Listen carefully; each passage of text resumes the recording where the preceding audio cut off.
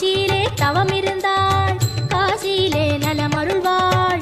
காலமெல்லாம் நம்முடனே காளியவள் தொடர்ந்திடுவாள், காலமெல்லாம் நம்முடனே காளியவள் தொடர்ந்திடுவாள்.